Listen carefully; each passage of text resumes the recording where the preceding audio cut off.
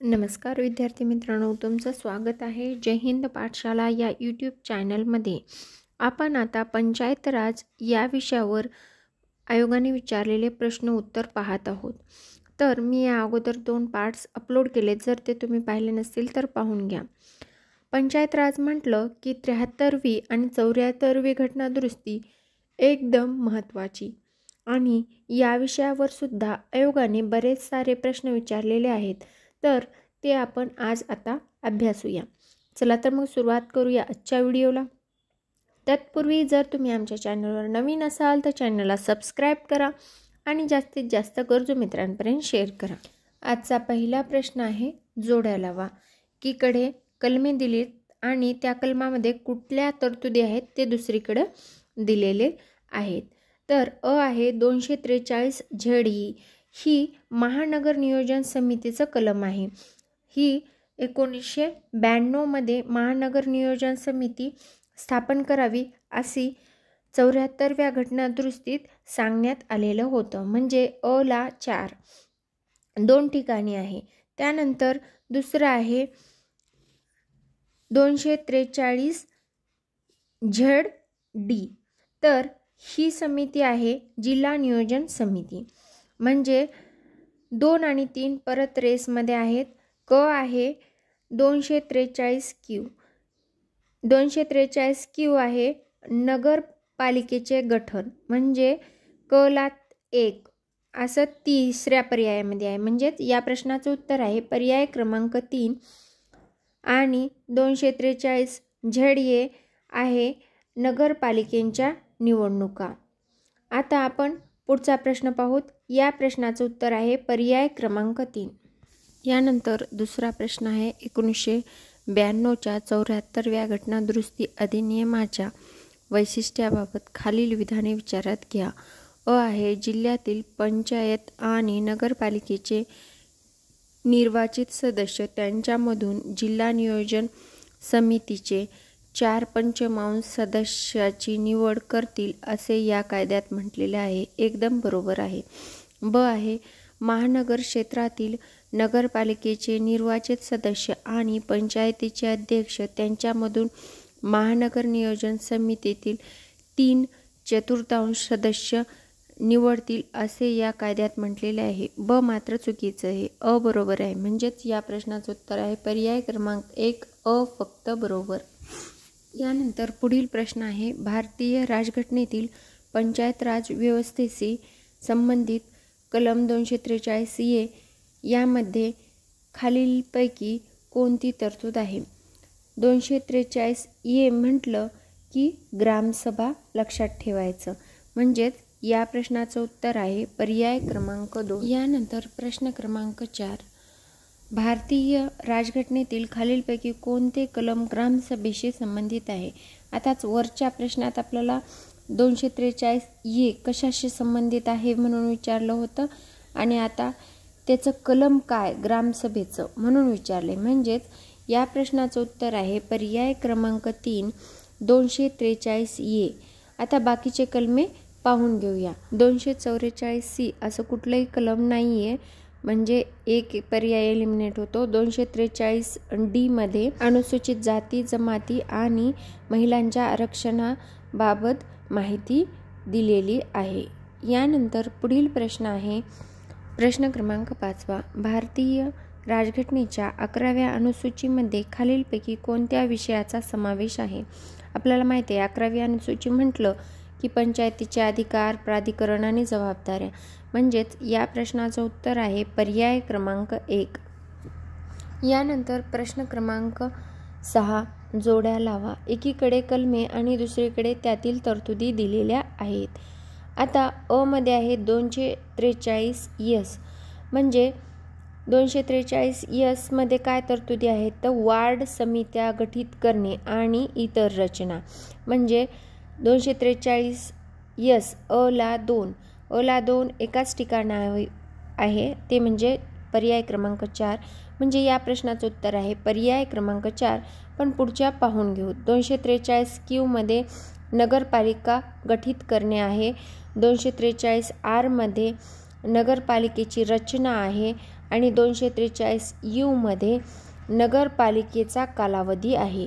म्हणजेच या प्रश्नाचं उत्तर आहे पर्याय क्रमांक 4 आणि यातून आपल्याला कलमे सुद्धा लक्षात आली आणि त्यातील तरतुदी ह्या गोष्टी लक्षात ठेवायच्या. यानंतर प्रश्न क्रमांक 7, 73वी घटनादुरुस्ती महत्त्वपूर्ण का समजली जाते? अ आहे मतदारांचे वय 21 वरून 18 वर्ष करण्यासाठी चुकीचं आहे, कारण मतदारांचे वय 21 वरून 18 वर करणं हे 61वी घटनादुरुस्ती आहे. त्यानंतर ब आहे पंचायत राज व्यवस्था व लोकशाहीचे विकेंद्रीकरण संकल्पना मजबूत करण्यासाठी हे मात्र बरोबर आहे. त्यानंतर क आहे दादरा नगर हवेली यात केंद्रशासित प्रदेशाचा दर्जा देण्यासाठी हे पण चुकीचं आहे. त्यानंतर ड आहे पक्षांतरबंदी कायदा करण्यासाठी. पक्षांतरबंदी कायदा हा 52वी घटनादुरुस्ती करून केलेला आहे. म्हणजेच या प्रश्नाचा पर्याय क्रमांक 3 ब फक्त बरोबर आहे. यानंतर प्रश्न क्रमांक 8, 74वे घटनादुरुस्तीमध्ये खालीलपैकी कोणती बाब समाविष्ट आहेत? तर आपल्याला माहीत आहे 74वी घटनादुरुस्ती म्हटलं की जिल्हा नियोजनाबाबत समिती बरोबर आहे, वित्त आयोग बरोबर आहे आणि महानगर नियोजन समितीबाबत बरोबर आहे. म्हणजे अ ब क या प्रश्नाचं उत्तर आहे पर्याय क्रमांक 3. 74व्या घटनादुरुस्तीने जिल्हा नियोजन समिती, त्याचबरोबर वित्त आयोग आणि त्या महानगर नियोजन समिती म्हणजे अ ब क तिन्हीच्या तिन्ही बाबी 74व्या घटनादुरुस्तीने घटनेत ॲड करण्यात आलेल्या आहेत. यानंतर पुढील प्रश्न आहे 73वी घटनादुरुस्ती खालीलपैकी कोणत्या राज्यात लागू होत नाही? आता आपल्याला लक्षात ठेवण्यासारखं आहे कोणत्या कोणत्या राज्यात 73वी घटनादुरुस्ती लागू होत नाही. तर ते आहे नागालँड, मिझोराम, जम्मू काश्मीर आणि मेघालय. म्हणजे अ ब क ड या सर्व राज्यांमध्ये 73वी घटनादुरुस्ती लागू होत नाही. म्हणजेच या प्रश्नाचं उत्तर आहे पर्याय क्रमांक 3 अ ब क ड. यानंतर पुढील प्रश्न आहे प्रश्न क्रमांक 10, महाराष्ट्रातील शहरी संस्थान खालीलपैकी कोणत्या आहेत? म्हणजे त्यांना विचारायचं शहरी स्थानिक संस्था म्हणजे शहरामध्ये कुठल्या बाबी आहेत? तर महानगरपालिका बरोबर आहे, छावणी मंडळ, कटक मंडळ बरोबर आहे, नगर परिषद बरोबर आहे, नगर पंचायत सुद्धा बरोबर आहे. या सर्व स्थानिक स्वराज्य संस्था आहेत. म्हणजेच या प्रश्नाचं उत्तर आहे पर्याय क्रमांक 3. यानंतर प्रश्न क्रमांक 11, खालील विधाने विचारात घ्या.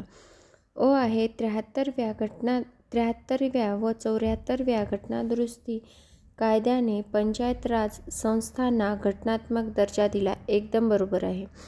त्यानंतर ब आहे राजीव गांधी पंचायत सशक्तीकरण अभियान हे संपूर्ण देशात पंचायतीचे मजबूतीकरण करण्यासाठी सुरू केले. हे पण बरोबर आहे. त्यानंतर क आहे राजीव गांधी पंचायत सशक्तीकरण अभियान योजना राज्य सरकार प्रायोजित होती. नाही, ती केंद्र सरकार प्रायोजित होती. म्हणजे क चुकीचं आहे. अ ब बरोबर. म्हणजेच या प्रश्नाचं उत्तर आहे पर्याय क्रमांक 1. यानंतर प्रश्न क्रमांक 12, भारत सरकारकडून प्रत्येक वर्षी 24 एप्रिल हा दिवस खालीलपैकी कोणता दिन म्हणून साजरा केला जातो? तर तो आहे राष्ट्रीय पंचायत राज दिन म्हणून. म्हणजेच या प्रश्नाचं उत्तर आहे पर्याय क्रमांक 2. यानंतर प्रश्न क्रमांक 13, भारतातील खालीलपैकी कोणत्या राज्यांमध्ये त्रिस्तरीय पंचायत राज्य व्यवस्था नाही? आता मागच्या प्रश्नात मी तुम्हाला सांगितलेलं होतं कुठले कुठले राज्य आहेत ते, जसं की नागालँड, मिझोराम, जम्मू काश्मीर आणि मेघालय या 4 राज्यांमध्ये पंचायत राज व्यवस्था नाही. म्हणजेच यापैकी कशात? गुजरातमध्ये आहे. म्हणजे गुजरात एलिमिनेट झालं. त्यानंतर कशामध्ये आहे? त्रिपुरामध्ये सुद्धा आहे. म्हणजेच या प्रश्नाचं उत्तर आहे ए बी सी. म्हणजेच पर्याय क्रमांक 4. यानंतर प्रश्न क्रमांक 14, खालीलपैकी कोणत्या 73व्या घटनादुरुस्ती कायदा 1992च्या अनिवार्य तरतुदी आहेत? ए आहे भारतामध्ये किंवा गावामध्ये गटामध्ये ग्रामसभा आयोजित करणे. हे एकदम बरोबर आहे. बी आहे ग्रामसभेला गाव पातळीवर अधिकार व कार्य प्रदान करणे. हे नाही आहे त्याच्यातला भाग. त्यानंतर सी आहे तिन्ही स्तरावरील पंचायतीमध्ये महिलांना 1/3 जागा राखीव ठेवणे हे पण बरोबर आहे. म्हणजेच या प्रश्नाचं उत्तर ई आणि सी पर्याय क्रमांक 3 आहे. यानंतर प्रश्न क्रमांक 15. 73व्या घटनादुरुस्ती कायद्यानुसार जर एखादी ग्रामपंचायत बरखास्त करण्यात आली तर तिची निवडणूक किती कालावधी घेणे आवश्यक आहे? तर एखादी ग्रामपंचायत जर बरखास्त झाली किंवा तिचा कार्यकाळ संपला तर 6 महिन्याच्या आत तिची दुसरी निवडणूक घेणं गरजेचं आहे. म्हणजेच या प्रश्नाचं उत्तर आहे पर्याय क्रमांक 3 6 महिने. आज आता आपण इथेच थांबूया. भेटूया पुढील व्हिडिओमध्ये. व्हिडिओ शेवटपर्यंत पाहिल्याबद्दल धन्यवाद.